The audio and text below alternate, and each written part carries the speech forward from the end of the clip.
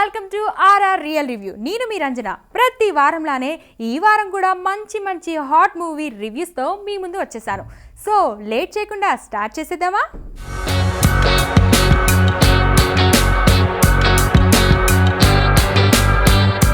Constable కనకం మళ్ళీ ఓటీటీలోకి వచ్చేసింది.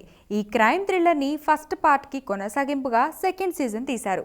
Suspense సినిమాలు ఇష్టపడే జనాలు కనకాన్ని మిస్ కాకుండా చూస్తున్నారు. మిస్సింగ్ కేసుని ఎలా ఛేదిస్తుందో అని ఆసక్తిగా గమనిస్తున్నారు. ఈ సెకండ్ సీజన్ని ఫస్ట్ సీజన్కి కొనసాగింపుగా తీశాడు డైరెక్టర్ ప్రశాంత్ కుమార్. ఇక కానిస్టేబుల్ కనకంగా వర్ష బొల్లమ్మ అదే జోరు చూపించింది. అందులో నో డౌట్. శ్రీకాకుళం జిల్లా రేపెల్ల అడవులో గుట్ట వైపు వెళ్లిన మహిళలు కనిపించకుండా పోతారు. వాళ్ళ కేసుని సక్సెస్ఫుల్గా క్లోజ్ చేస్తుంది కానిస్టేబుల్ కనక మహాలక్ష్మి. అయితే అదే దారిలో మిస్ అయిన చంద్రిక ఆచూకీ మాత్రం తెలియదు. ఈ second season Chandrika missing case మీదే నడుస్తుంది. చంద్రిక బతికే ఉందని నమ్మిన కనకం ఆమెని ఫైండ్ అవుట్ చెయ్యాలని ట్రై చేస్తుంది. ఈ క్రమంలో తను చాలా చోట్లకి తిరుగుతుంటుంది. విచిత్రమైన పరిస్థితుల్ని ఎదుర్కొంటుంది. కొత్త పాత్రలు పరిచయం అయ్యే కొద్దీ ఇన్వెస్టిగేషన్ ఊహించని మలుపులు తిరుగుతూ ఉంటుంది. ఒక్క మాటలో చెప్పాలంటే చంద్రిక మిస్సింగ్ కేసు పులిమేక ఫజిల్ గేమ్ని గుర్తు చేస్తూ ఉంటుంది. చంద్రిక పేరెంట్స్, ఫ్రెండ్స్, ఆమె నేపథ్యం అంతా మిస్టీరియస్గా మలిచారు. స్టోరీ ముగింపుకు చేరుకునే కొద్దీ సస్పెన్స్ రివీల్ అయ్యే విధానం, ఆ మధ్యలో వచ్చే ట్విస్ట్లు థ్రిల్లింగ్గా ఉన్నాయి. తెలుసు కదా, కానిస్టేబుల్ కనకం డైరెక్టర్ ప్రశాంత్ కుమార్ దుమ్మల. సీజన్ 1 కన్నా సీజన్ 2ని మరింత స్ట్రైట్ ఫార్వర్డ్గా తీశాడు. ఎక్కడ ల్యాగ్స్ లేకుండా నేరుగా పరిశోధనలకు తీసుకెళ్లాడు. కానిస్టేబుల్ కనకం పాత్రలో వర్ష బొల్లమ్మ బాగా ఒదిగిపోయింది. అమాయకంగా ఉంటూనే తెలివితేటలు ప్రదర్శించే తీరు బాగుంది. సింగిల్ హ్యాండ్తో స్టోరీని నెట్టకొచ్చేసింది. ఇక మిస్ అయిన చంద్రిక క్యారెక్టర్లో మేఘలేఖ సెంటిమెంట్ సీజన్కే హైలైట్. ఫ్లాష్ బ్యాక్లో నటన, ఆమె హావభావాలు అద్భుతంగా ఉన్నాయి. హెడ్ కానిస్టేబుల్గా రాజీవ్ కనకాల మంచి సపోర్టర్గా నిలిచాడు. సురేష్ బబ్లీ ఇచ్చిన మ్యూజిక్ సీన్స్లో సస్పెన్స్ని బాగా ఎలివేట్ చేసింది. ముఖ్యంగా చనిపోయిన వాళ్ళ ఫోటోల దగ్గర కాకులు పిండాన్ని తినే సీన్ లాజికల్గా బాగా వర్కౌట్ అయింది. ఇలాంటి ట్విస్ట్ని ఆడియన్స్ అస్సలు ఊహించలేరు. సో కానిస్టేబుల్ కనకం 2 సీజన్కి ఆడియన్స్ ఇచ్చిన రేటింగ్ 4.3/5. ఓటీటీలో నడుస్తున్న ఒక తమిళ్ సినిమా ఇప్పుడు టాక్ ఆఫ్ ది టౌన్గా మారింది. మిడిల్ క్లాస్ ఫ్యామిలీలో వచ్చే గొడవల నేపథ్యంలో ఈ సినిమా తీశారు. భార్యాభర్తల ఆలోచనలు వేరువేరన్నప్పుడు ఎలాంటి సమస్యలు ఎదురవుతాయి, వాటిని పరిష్కరించుకోకుండా తెగేదాకా లాగితే ఎలాంటి నష్టాలు వస్తాయో క్లియర్ కట్గా తీశారు. అదే అన్పావం పొల్లతత్తూర్. స్టోరీ చూసుకుంటే శివ, శక్తి అరేంజ్ మ్యారేజ్ చేసుకుంటారు. శివ ట్రెడిషన్గా ఉండాలనుకుంటాడు. శక్తి మోడర్న్గా ఉండటానికి ఇష్టపడుతుంది. జనరల్గానే శివ మధ్యతరగతి మనస్తత్వానికి, శక్తి స్వేచ్ఛను కోరే ఆలోచనలకి అస్సలు సింక్ అవ్వదు. పెళ్ళైన కొద్ది రోజులకే ఇద్దరి మధ్య అభిప్రాయ భేదాలు, మనస్పర్ధాలు వచ్చేస్తాయి. ఈగోలకు పోయి గొడవలు పడుతూ ఉంటారు. ఫస్ట్ హాఫ్లో ఈ గొడవల్ని కామెడీగా చూపించిన సెకండ్ హాఫ్లో చాలా సీరియస్గా అయిపోతాయి. ఆల్మోస్ట్ విడాకులు దాకా వచ్చేస్తారు. కేవలం ఈగోలు, కమ్యూనికేషన్ లోపం వల్ల మానవ సంబంధాలు ఇంతగా దెబ్బతింటాయా అని అనిపిస్తూ ఉంటుంది. ఈ సినిమాలో రియో రాజ్, మాలవిక మనోజ్ భార్యాభర్తలుగా యాక్ట్ చేశారు. ప్రతి సీన్లో వీళ్ళ మధ్య కెమిస్ట్రీ బాగా ఉంది. ముఖ్యంగా రియో రాజ్ కామెడీ బాగా పేలింది. కొన్ని సీన్స్లో తను చెప్పిన డైలాగ్స్కి మంచి అప్లాజ్ వస్తుంది. ఒక విధంగా చెప్పాలంటే రియోరాజ్ ముందు మాలవిక మనోజ్ పాత్ర తేలిపోయినట్టు అనిపించింది. తన పాత్రని ఇంకాస్త ఎఫెక్టివ్గా మలిచి ఉంటే బాగుండేది అని అనిపించింది. ఇంకా కమీడియన్ ఆర్జే విఘ్నేష్ కాంత్, ఇతను స్టోరీని మలుపు తిప్పే లాయర్ పాత్ర చేశాడు. అలాగే హీరోయిన్స్కి పేరెంట్గా చేసిన వాళ్ళు కథకి మంచి సపోర్ట్ ఇచ్చారు. డైరెక్టర్ కలైరసన్ తంగవల్కి ఇది ఫస్ట్ సినిమా. మొదటి ప్రయత్నంలోనే ఫ్యామిలీ ఆడియన్స్ని ఆకట్టుకున్నాడు. అయితే స్టోరీని మగవాళ్ళ వైపు స్టాండ్ తీసుకోవడం వల్ల మేల్ పార్షియాలిటీ చూపించాడన్న విమర్శలు వచ్చాయి. ఫైనల్గా ఆడియన్స్ ఎంటర్టైన్మెంట్ కోరుకుంటారు కాబట్టి అన్పావం పొల్లతత్తూర్ సూపర్ హిట్ అయిపోయింది. ఈ సినిమాకి ఆడియన్స్ ఇచ్చిన రేటింగ్ 4/5. ఈ వీక్ మంచి యాక్షన్ మూవీ రిలీజ్ అయింది. తెలుగులోకి డబ్ అయిన Malayalam movie Chathapacha, the ring of rowdies. టైటిల్లోనే ఉన్నట్లు ఈ సినిమా చాలా రఫ్ అండ్ టఫ్గా ఉంటుంది. కాస్త ఖాళీ ప్లేస్ దొరికితే చాలు రింగ్ పెట్టేసి కొట్టుకుంటూ ఉంటారు. చెప్పాలంటే ఇదొక బ్యాక్ స్ట్రీట్ బాయ్స్ కథ. స్నేహం కోసం, గుర్తింపు కోసం ఎంత దూరమైనా వెళ్తారు. అద్వైత్ నయ్యర్ దీనిని డైరెక్ట్ చేశాడు. గతంలో తను చాలా షార్ట్ ఫిలిమ్స్ తీశాడు. అన్ని సింపుల్ సబ్జెక్టులతోటే తీసినవే. అయినా సినిమా దగ్గరికి వచ్చేసరికి పక్కా మాస్ కథని ఎంచుకున్నాడు. దీనికోసం ఫైట్ మాస్టర్ని దగ్గర పెట్టుకొని మరీ స్క్రిప్ట్ తయారు చేసుకున్నాడని తెలిసింది. చెప్పా కదా, చెదాపచ్చ పక్కా రౌడీ గ్యాంగ్ స్టోరీ. అంతా రెజ్లింగ్ ఫైట్స్ చుట్టూ తిరుగుతూ ఉంటుంది. సొసైటీలో ఏ గుర్తింపు లేని యువకులు వాళ్ళ జీవితాన్ని మార్చుకోవడానికి రెజ్లింగ్ ఆటని ఎంచుకుంటారు. మొదట్లో ఎక్కడంటే అక్కడ కుస్తీలు పడుతూ ఉంటారు. ఒక స్టేజ్ తర్వాత అవి రెజ్లింగ్ పోటీల వరకు పోతాయి. ఇంకా ఇష్టం వచ్చినట్లు ఫైట్ చేసి ఒళ్ళు హ్యూనం చేసుకుంటారు. కథలో భాగంగా స్నేహాలు, గొడవలు, శత్రువులు, పోటీలు, గెలుపు, ఓటములు, టీమ్ స్పిరిట్ అన్నీ వచ్చిపోతూ ఉంటాయి. జైలు నుంచి విడుదలైన అర్జున్ అశోకన్ ప్రశాంతంగా జీవిస్తూ ఉంటాడు.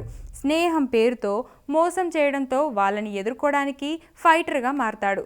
బాడీ పెంచేసి రెజ్లింగ్ రింగ్లోకి దిగడం, ఒక్కొక్కరిని పడగొట్టి విన్నర్గా నిలవడం చాలా ప్రాక్టికల్గా చూపించారు.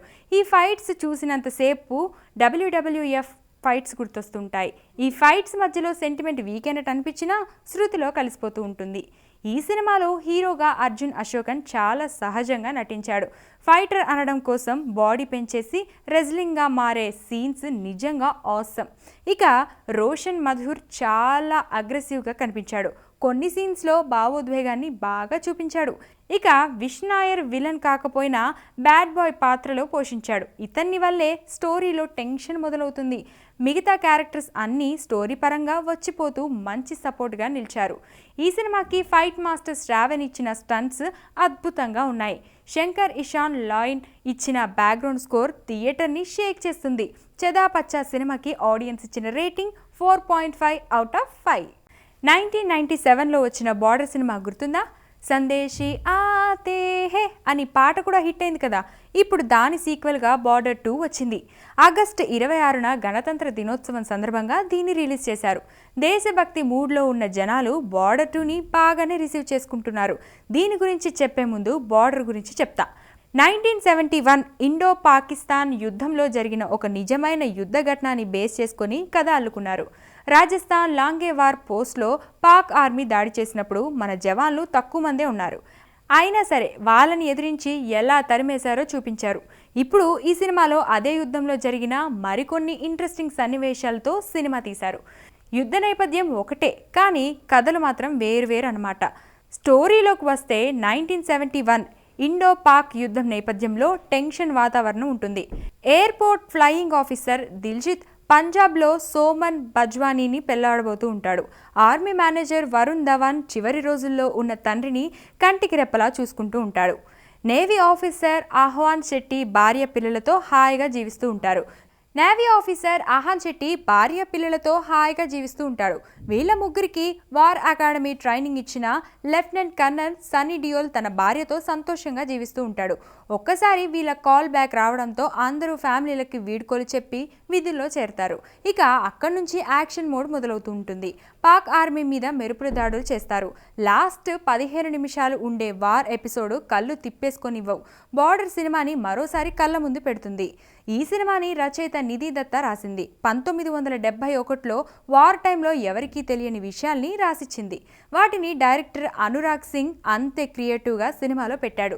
ఫస్ట్ హాఫ్లో సైనికుల పర్సనల్ లైఫ్స్ సెంటిమెంట్ చూపించి సెకండ్ హాఫ్లో వార్ చూపించాడు.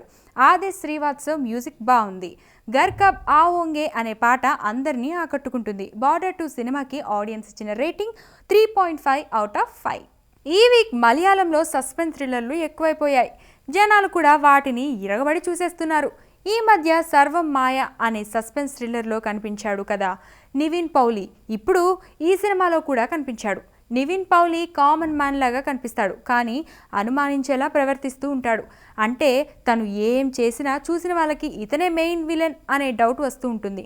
నిజంగానే నివిన్ పౌలి విలనా కాదా అని తెలియాలంటే సినిమా చూడాల్సిందే. ఇంతకీ ఈ సినిమా పేరేంటి తెలుసా? Baby girl. దీనిని అరుణ్ వర్మ డైరెక్ట్ చేశాడు. బేబీ గర్ల్ సినిమా స్టోరీ చాలా సింపుల్, స్క్రీన్ ప్లే మాత్రం నెక్స్ట్ లెవెల్లో ఉంటుంది.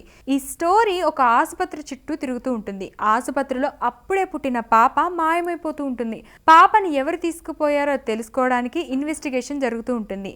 ఆసుపత్రిలో ఉండే ప్రతి ఒక్కరి మీద అనుమానం వస్తూ ఉంటుంది. ఎవరు మంచివాళ్ళో, ఎవరు చెడ్డవాళ్ళో, ఎవరు ఎప్పుడు వస్తారో, ఏది ఎప్పుడు జరుగుతుందో అర్థం కాక చూస్తున్నంతసేపు ఉత్కంఠంతో బుర్ర వేడెక్కిపోతూ ఉంటుంది. కానీ నేరస్తులు ఎవరనేది చివరి వరకు సస్పెన్స్గానే ఉంటుంది. సో పాపని ఎవరు తీసుకెళ్లారు, ఎందుకు తీసుకెళ్లారు, కిడ్నాపర్ దొరికాడా లేదా అన్న పాయింట్తో చాలా టిపికల్గా ఈ కథని తెరకెక్కించాడు director Arun Varma. Baby girl అనేది కేవలం క్రైమ్ స్టోరీలా ఉండదు. ఈ కథలో భిన్న మనస్తత్వాలు మనుషులని చూపించాడు దర్శకుడు. పాప కిడ్నాపింగ్లో ఆసుపత్రి సిస్టంలో లోపాలు కనిపిస్తాయి. బిడ్డని పోగొట్టుకున్న తల్లిదండ్రుల ఆవేదన కనిపిస్తూ ఉంటుంది. ఏం జరగనట్టే తప్పించుకొని పోయే జనాల స్వార్థం, మానవత్వం లేకుండా వ్యవహరించే తీరు చూసిన వాళ్ళని ఆలోచనలో పడేస్తాయి. ఆఖరికి ప్రతి ఒక్కరిని అనుమానించే పోలీసుల మీద కూడా అనుమానం వచ్చేలా సీన్స్ ఉంటాయి. అనుమానాస్పద వ్యక్తిగా నివిన్ పౌలి చాలా సహజంగా యాక్ట్ చేశాడు. బిడ్డ తల్లి పాత్రలో లిజోమల్ జోస్ సెంటిమెంట్ని పండించింది. ఇక ఆసుపత్రి స్టాఫ్, పోలీసులు అందరూ అద్భుతంగా నటించారు. గతంలో సురేష్ గోపితో గరుడన్ సినిమా తీసి హిట్ కొట్టిన అరుణ్ వర్మ ఇప్పుడు నివిన్ పౌలితో మ్యాజిక్ చేశాడు. శ్యామ్ సిఎస్ ఇచ్చిన మ్యూజిక్ సినిమాలోకి ప్లస్ అయింది. బేబీ గర్ల్కి ఆడియన్స్ ఇచ్చిన రేటింగ్ 4.2/5. హాలీవుడ్ మనుషులు లేని ఫ్యూచర్లోకి పోతుంది. న్యాయ వ్యవస్థని మనుషులకి బదులు ఆర్టిఫిషియల్ ఇంటెలిజెన్స్ నడిపితే ఎలా ఉంటుందన్న దాని మీద అద్భుతమైన సినిమా చేశారు. అదే మెర్సీ. మెర్సీలో క్రిస్ రావెన్ పోలీస్ డిటెక్టివ్గా యాక్ట్ చేశాడు. ఏఐ కోర్ట్ సిస్టమ్ని డెవలప్ చేయడంలో కీలక పాత్ర పోషిస్తాడు. అయితే ఒకరోజు ఆ కోర్టులోనే తానే దోషిగా నిలబడాల్సి వస్తుంది. తన భార్యని దారుణంగా హత్య చేసినట్టు కేసు నమోదవుతుంది. కొన్ని ఆధారాలు బయటకు వస్తాయి. వీటిని క్రిస్ రావెన్ ఖండిస్తాడు. తన భార్యని హత్య చేయలేదని చెప్తాడు. అప్పుడు ఏఐ కోర్టు క్రిస్ రావెన్కి 90 నిమిషాల టైం ఇస్తుంది. ఆ టైంలోనే తన నిర్దోషత్వాన్ని నిరూపించుకోవాలని, లేకపోతే శిక్ష పడుతుందని వార్నింగ్ ఇస్తుంది. ఇక క్రిస్ రావెన్ తన భార్యని ఎవరు చంపారు, ఎందుకు చంపారు, తాను ఎలా కేసులో ఇరుక్కున్నాడో తెలియాలంటే మెర్సీ సినిమా చూడాల్సిందే. మెర్సీలో గ్రాఫిక్స్ సూపర్గా ఉంటుంది. సినిమా అంతా ఏఐ కోర్టులోనే కొనసాగుతుంది. క్రిస్ రావెన్ మ్యాజికల్ చైర్లో కూర్చొని ఏఐ జడ్జితో మాట్లాడుతూ ఉంటాడు. కోర్టు సెషన్ అంతా వర్చువల్గా జరుగుతూ ఉంటుంది. అక్కడ మనుషుల భావోద్వేగాలకి తావులేదు. అంతా డేటాబేస్ ఆధారంగానే తీర్పు ఇవ్వడం జరుగుతుంది. ఇలాంటి ఛాలెంజ్ని తీసుకున్న డిటెక్టివ్ పాత్రలో క్రిస్ పార్ట్ అద్భుతంగా నటించాడు. కేవలం కుర్చీలోనే కూర్చొని హావభావాన్ని పలికిస్తూ సెంటిమెంట్ని పంచాడు. అలాగే రెబాకా ప్రెగ్రాస్ ఏఐ జడ్జి పాత్రలో వాయిస్ వినిపించింది. తియ్యగా మాట్లాడుతూనే నరకాన్ని రుచి చూపించే నేర్పు ప్రదర్శించింది.